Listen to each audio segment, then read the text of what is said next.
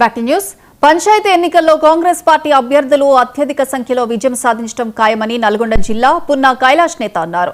BRS అభ్యర్థులు గెలవడం కష్టమన్నారు. CM Revanth Reddy అధికారంలోకి వచ్చిన తర్వాత గ్రామీణ ప్రాంతాల్లో మౌలిక సదుపాయాల కల్పన కోసం అనేక రకాల సంక్షేమ కార్యక్రమాలు అమలు చేస్తున్నామంటున్న పున్నా కైలాష్ నేతతో మా senior correspondent Ramakrishna face to face.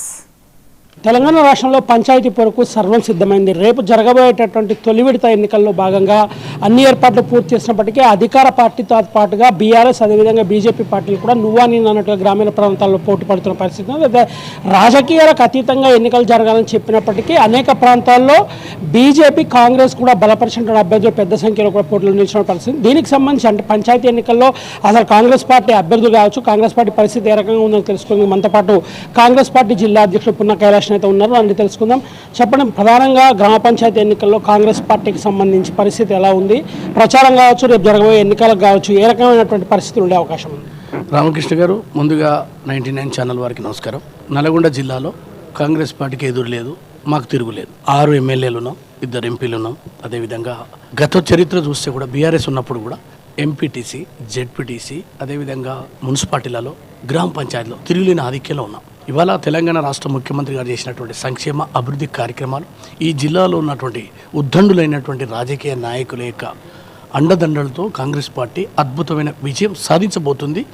మీకు చెప్తున్నాం, సుమారు 867 ఉన్నాయి. 800 పంచాయతీల్లో కాంగ్రెస్ జయకేతనం. బీఆర్ఎస్ పార్టీకి అభ్యర్థులు లేరు. మా పార్టీలోనే చాలా మంది ఆశావాహులు ఎక్కువై రెబెల్ అభ్యర్థులుగా ఉన్నారు. కానీ ఇక్కడ కాంగ్రెస్ పార్టీ ఫలానా వ్యక్తికి ఫలానా అని చెప్తలేము. 100% అందరూ గెలిచినటువంటి వాళ్ళు మా కాంగ్రెస్ పార్టీ కుటుంబ సభ్యులు చూస్తాం, గుర్తు లేదు. కాబట్టి 100% అక్కడ ఉన్నటువంటి ఎమ్మెల్యేలు, ఎంపీలు, మంత్రులు అందరం సమన్వయం చేసి కాంగ్రెస్ పార్టీని ఈ జిల్లాలో 100% కాంగ్రెస్ కంచుకొట్టగా నిరూపించబోతుంది. రేపు 11వ తారీఖు నాడు సాయంత్రం మీరు చూడండి. గ్రామాలలో ఏవేటువంటి డ్రైనేజ్ కానీ, సీసీ రోడ్లు కానీ, అదేవిధంగా తాగునీరు వసతులకు సంబంధించి, అదేవిధంగా గ్రామాలను పరిశుభ్రం చేసే కార్యక్రమాలు కానీ అన్నిటిని కూడా సమగ్రంగా పల్లెల్లో పట్టణాల వసతులు కల్పించడానికి తెలంగాణ రాష్ట్ర ముఖ్యమంత్రి గారు ఒక విజన్తో పనిచేస్తూ ఉన్నారు. అందుకోసమే రైజింగ్ తెలంగాణ 2047 ఇది దేశవ్యాప్తంగా, ప్రపంచవ్యాప్తంగా తెలంగాణకు పేరు తీసుకొస్తుంది. 100% చెప్తున్నా, ఇది భవిష్యత్తులో తెలంగాణకు పెద్ద ఎత్తున పెట్టుబడులు పెట్టడమే కాదు, ఇక్కడ ఉన్నటువంటి వాళ్ళు ఎవరైతే విద్యా ఉద్యోగం కోసం మరి నిరుద్యోగులు ఉన్నటువంటి వాళ్ళందరికీ ఉపాధి కాదు, వేరే రాష్ట్ర వాళ్ళకు కూడా ఉపాధి కల్పించే సెంటర్ పాయింట్ కాబోతుంది.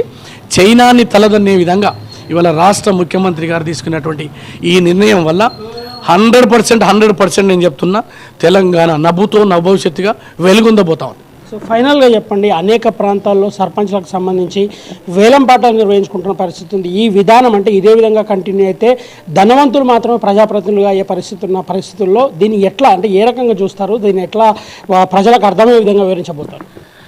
ఒకటండి, ఇవాళ ప్రజలు చైతన్యవంతులు కావాల్సినటువంటి అవసరం ఉంది. ఓటు అనేది అన్నిటికంటే ఇంపార్టెంట్. ఈ సమాజాన్ని నిర్దేశించేది, ఈ తెలంగాణ రాష్ట్రం కానీ దేశ భవిష్యత్తును కానీ నిర్దేశించినటువంటి ఓటు. ఈ ఓటుని అమ్ముకుంటే అది మనని మనం అమ్ముకున్నట్టు.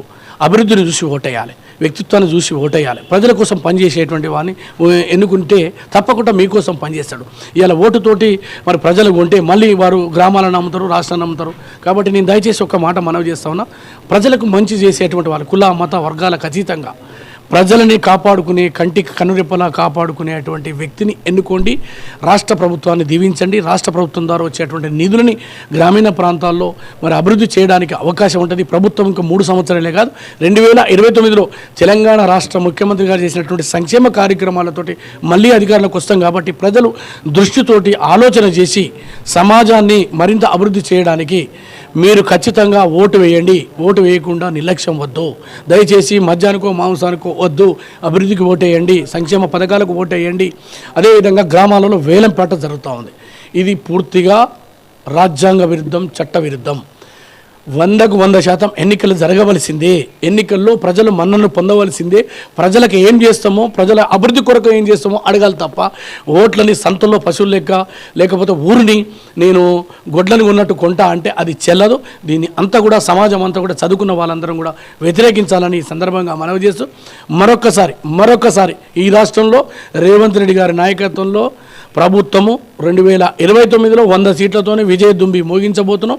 ప్రజల ఆశీర్వాదం కాంగ్రెస్ వైపు, రేవంత్ రెడ్డి గారి వైపు అని కూడా ఈ సందర్భంగా తెలియజేస్తా ఉన్నా. ప్రధానంగా గ్రామీణ ప్రాంతాల్లో ఉన్నటువంటి ప్రస్తుత పరిస్థితుల నేపథ్యంలో ఖచ్చితంగా కాంగ్రెస్ పార్టీ అభ్యర్థులు పెద్ద సంఖ్యలో కూడా విజయం సాధించే పరిస్థితి ఉందని, పార్టీకి అధికారికంగా అంటే పార్టీ సింబల్ లేకుండా పోటీ చేసినప్పుడు కూడా గెలిచిన అభ్యర్థులు అధిక శాతం కూడా కాంగ్రెస్ పార్టీకి సంబంధించిన అభ్యర్థులు గెలవబోతున్నారని, ఖచ్చితంగా గ్రామీణ ప్రాంతాలను మరింత అభివృద్ధి చేసే దిశగా కాంగ్రెస్ పార్టీ ప్రభుత్వం రాబోయే రోజుల్లో ముందుకు సాగుతుందని కూడా పున్న కైలాష్ నేత ధీమా వ్యక్తం చేసిన పరిస్థితి ఉంది. విలేజ్ జనార్దన్తో రామకృష్ణ, 99 టీవీ, నల్గొండ.